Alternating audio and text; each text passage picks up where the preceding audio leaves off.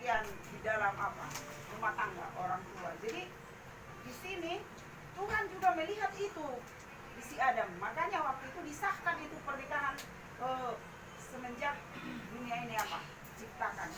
Masih waktu 6 hari. Nah, jadi di sini dikatakan ada 5 dasar pernikahan yang perlu diperhatikan dalam membahagiakan rumah tangga. Ada 5 dasar pernikahan yang perlu diperhatikan dalam membahagiakan rumah tangga. Nah, ini kita perlu belajar ya. Yang pertama, kesatuan yang kompak. Nah, jadi karena kita memang sudah disatukan, makanya waktu kita diberkati, nah sada gabe dua. Nah dua gabe saja. Nah dua gabe saja. Masa gabe hamu katanya. Jadi bahkan kita kesatuan yang kompak ya. Waktu kita mulai diberkati ya, banyak nasihat juga diberikan. Bahkan kita mengucapkan sumpah pernikahan bahwa kita akan akan selalu bersatu kompak. Nah, kesatuan di dalam pernikahan adalah persatuan yang tererat dan tersuci dari ikatan yang ada di bumi ini. Memang ya, kita sebagai suami istri ya, kita sebagai suami istri tidak ada lagi yang tertutup. Tidak ada ya. Jadi memang semua itulah yang tererat ya di dalam hubungan kita. Dikatakan karena Tuhan pun berkata, sebab itu laki-laki akan meninggalkan ayah dan ibunya dan bersatu dengan istrinya, sehingga keduanya menjadi satu daging. Nah, jadi kita pun ini menjadi terpisah ya, terpisah dari orang tua kita. Itulah yang Jadi ada sumpah kita juga kan, kalau yang sudah dipersatukan Allah tidak boleh bersatu terus sehidup semati. Jadi artinya hanya maut ya, tidak boleh diceraikan manusia. Jadi persatuan inilah, kesatuan yang erat ini di dalam rumah tangga yang dikehendaki Tuhan. Yang dikehendaki Tuhan dari kita ya. Karena inilah yang membuat kebahagiaan di rumah tangga itu. Kesatuan kita ya. Sering terjadi bahwa rumah tangga yang benar-benar kompak, istri dengan gigih membelah suami dari siapapun, bahkan dari bapaknya sendiri. Nah, lalu dikatakan bagaimana kita untuk menjaga kekompakan itu, kesatuan itu, keutuhan itu. Nah, di sini katakan untuk memeliharanya, dikatakan kita memiliki kata-kata yang manis, dikatakan sini. Sikap yang lemah lembut, kata-kata yang manis, sikap lemah lembut, perhatian yang terus menerus. Jadi kalau pacaran kita diperhatikan, tapi kalau sudah kurang, tidak seperti itu ya. Jadi terus menerus maksudnya. Perhatian yang terus menerus, sikap toleran dan suka mengampuni, ya. Dan suka mengampuni. Iya, ini. Jadi jangan hanya kalau kita pacaran dulu, ulang tahun kita pasti ingat, pasti diberikan hadiah, entah sebesar apapun itu. Tapi kalau sudah berkeluarga bisa saja lupa. Udah ulang tahun dengan katanya. Contohnya ya. Jadi kenangan lain untuk kita dan mengulang pelajaran itu kembali. Itulah yang pertama. Yang kedua, menyimpan rahasia rumah tangga. Nah, ini dasar ya pernikahan yang perlu diingat. Menyimpan rahasia rumah tangga. Jadi kita sebagai suami istri pasti ada rahasia yang tidak perlu diketahui siapa? Orang lain, hanya Tuhan yang tahu dengan kita. Nah, apalagi katanya menjelek-jelekkan suami atau istri kepada orang lain itu atau rahasia kita lah itu. Ada memang kurangnya pasangan kita ini, mungkin kita tidak senang gitu, tapi katanya itu tidak boleh dicerita-ceritakan kepada orang lain, karena biarpun kita sekarang mungkin tidak senang,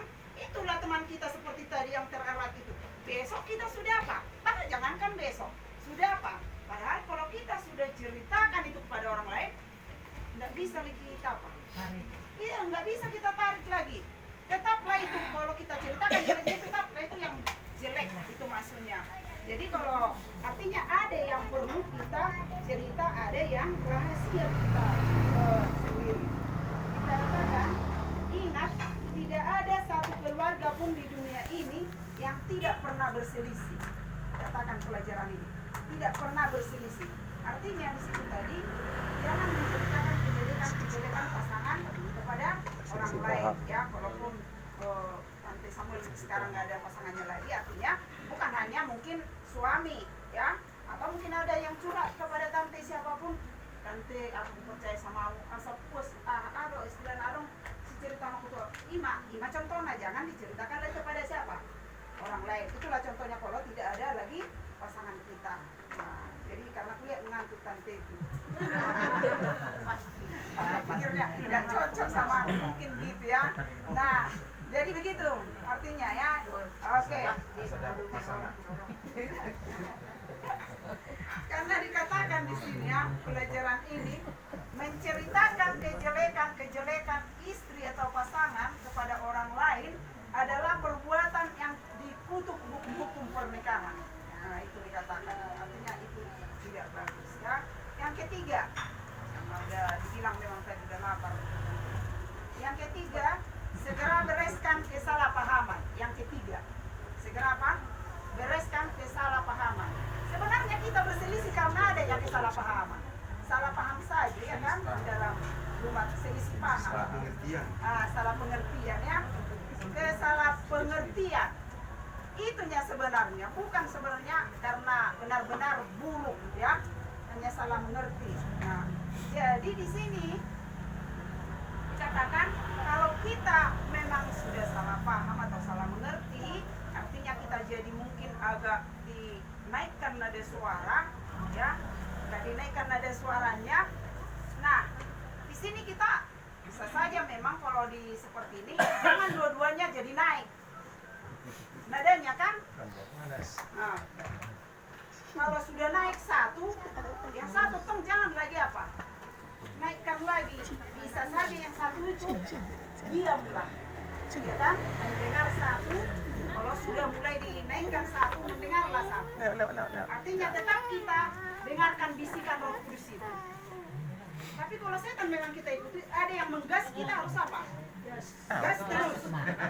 Tapi kalau kita dengarkan, jangan lagi jawab. Contohnya, ya diamlah satu orang. Artinya di sini kita memang kalau sudah diam satu orang, ya pasti mungkin di saat kita juga sudah selesai bicara, kita pasti menyadari itu. Iya ya. Contohnya seperti itu. Nah, apa di sini nasihat bagi kita kalau seperti itu? Ya, kesalahpahaman ini dikatakan Jangan tahu sama mama. janganlah kamu berbuat dosa dan janganlah matahari terbenam sebelum padam amarahmu. Artinya janganlah matahari terbenam sebelum amarahmu padam. Ya, padam amarahmu padam. Artinya seperti itu. Artinya jangan ditimpa-timpakan terus lagi kesalahan itu, ya. Itu maksudnya. Nah, dikatakan, jadi bagaimana kita untuk mengatasi seperti ini dikatakan. Kalau kita sudah tadi berselisih, salah mengerti, ini dikatakan nasihatnya bagi kita. Ingatlah ini katanya, kesabaran dan kerendahan hati, alias mau mengalah, itu maksudnya. Artinya harus ada yang mengalah salah satu, ya.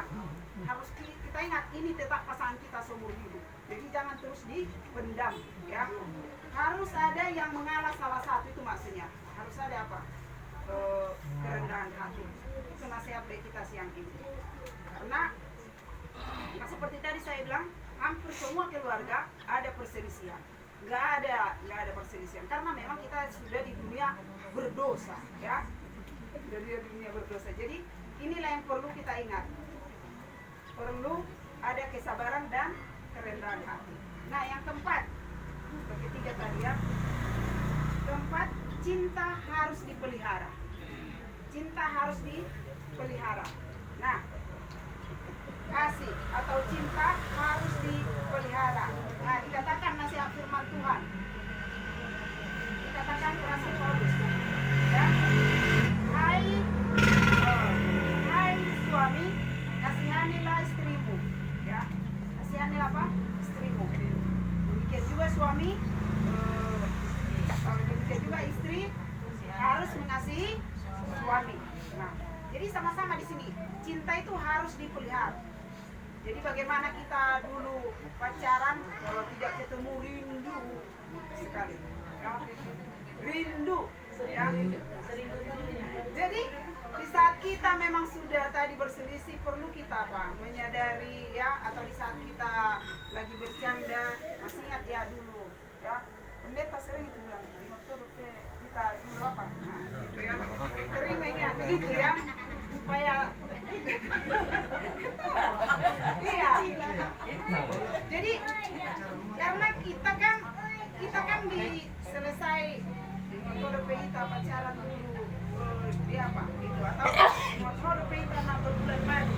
Nah dia sering ingat itu, ingat kita lagi berbicara gitu, mungkin biar hilang rasa-rasa apa namanya stres penat. Kalau kita berbulan madu ya. Jadi ya kebetulan memang saya dulu kami berbulan madu saya pilih ke hotel ya, nggak mau saya di apa karena mertua tulis borong sementara rumahnya di Bagan Siapi Api, jadi seperti numpang kurasa di rumah orang, jadi saya tidak pas kurasa, jadi saya sewa booking hotel suruh orang ya, jadi memang dia terkesan dengan seperti itu. Jadi dia pulang seperti itu. Jadi ini harus kita pelihara. Ada juga kesan-kesan kita semua rumah tangga ini. Iya kan? Pasti ada kesan-kesan kita di saat kita pacaran, di saat kita baru menikah, hal-hal yang cinta ya. Jadi kasih sayang dalam rumah tangga itu harus dipelihara.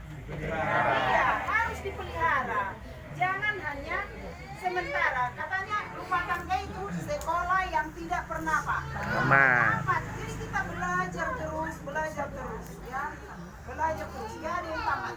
Makanya baru-baru ini pulang pendeta dari Siantar, dibilangnya di Noto apa namanya? Dosen nyata itu dulu.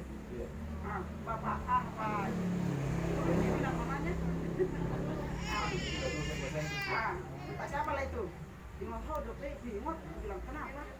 Tapi udah pensiun itu kan, bilang sudah. Kenapa? Bilang cerai katanya. Cerai? Kenapa? Aku bilang, iya, menikah bapak itu. Segitu cantik ibu itu, aku bilang gitu. Segitu cantik ibu itu. Iya, itu yang terjadi. Padahal dia di organisasi dulu, di Sela maksudku. Masa aku bilang, iya, ibu itu cantik, tapi bisa bapak itu juga meninggalkan. Senyum yang dia juga dulu, ya. Nah, jadi artinya rumah tangga ini kadang di usia sudah 60 pun, sudah 65 bisa apa? Cerai, padahal adven juga. Nah, jadi kenapa pelajaran ini diingat-ingatkan kembali? Ya, kenapa pelajaran itu? Begitu juga ada Pak Storus dulu, sempat bendahara di SKT ini kan, kalau ingat dia, Pak Storus itu juga, dengar nggak kan? Opat di bulan juga. Tadi nang datang udah. Wah, ini kamu sih. Anak istri naruh anak. Oh, lo katanya. Jadi artinya godaan setan itu selalu datang ke rumah tangga. Nah, selalu datang. Apalagi kita masih keluarga muda-muda, ya. Di zaman Facebook sekarang, zaman apa? Media sosial, karena seperti di Murpas. Nah, zaman sekarang gampang ya untuk tergoda. Gampang untuk tergoda. Setan bekerja kepada rumah tangga. Rumah tangga yang bagaimana yang digoda setan? Bukan yang sudah rusak. Tapi yang bagaimana? Yang masih bagus. Jadi bagaimana kita mempertahankan rumah tangga bahagia itu? Karena umur yang sudah pensiun pun bisa apa? Bisa cerai, ya. Sama-sama kerja di organisasi, ya. Guru lagi, dosen lagi. Nah, jadi kita tidak tahu, ya, cobaan itu, godaan itu kapan datang. Jadi kita harus apa? Lebih berserah. Nah, yang kelima, ini udah saya singkatkan ini. Kuasa ilahi juga diperlukan. Ya, yang kelima, kuasa ilahi juga diperlukan. Jadi selain kita ada teknik-teknik kita tersendiri di dalam membahagiakan rumah tangga kita, yang paling terpenting itu adalah siapa? Tuhan yang kita buat di mana? Di dalam rumah tangga kita, dalam rumah tangga kita, ya, di dalam rumah tangga kita. Makanya kita walaupun sesibuk apa, jangan kita lupa paling tidak sekali sehari doa bersama. Kalau nggak bisa 2 kali sehari kita doa bersama, sekali saja. Karena disitulah kita bersama, kompak, ya.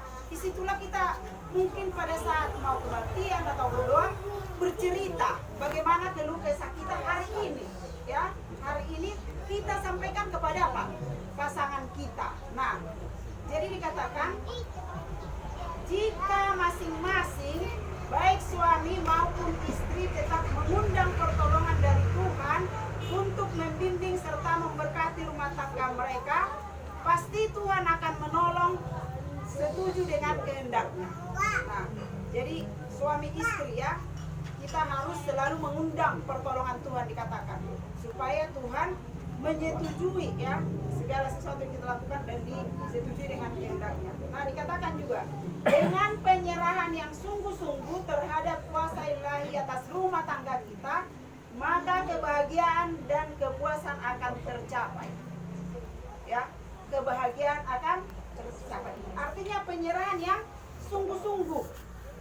Iya, penyerahan yang sungguh-sungguh. Rumah tangga kita ini perlu diserahkan kepada pertolongan Tuhan. Karena akan selalu datang godaan setan, ya, apalagi di akhir zaman ini. Jadi pernikahan kita itu akan menjadi berkat juga kepada orang lain. Di saat rumah tangga kita berbahagia, itu juga akan menjadi berkat kepada siapa? Orang lain. Dan itu juga akan menjadi kemuliaan bagi nama Tuhan. Amin. Inilah 5 dasar pernikahan yang perlu kita perhatikan. Yang pertama tadi, kesatuan yang kompak, ya. Yang kedua, bisa apa? Menyimpan rahasia. Yang ketiga, segera bereskan kesalahpahaman, kesalahpengertian. Yang keempat, cinta harus dipelihara. Ya, yang kelima, kuasa ilahi juga diperlukan. Inilah yang perlu kita ingat. Kiranya Tuhan memberkati. Amin. Amin.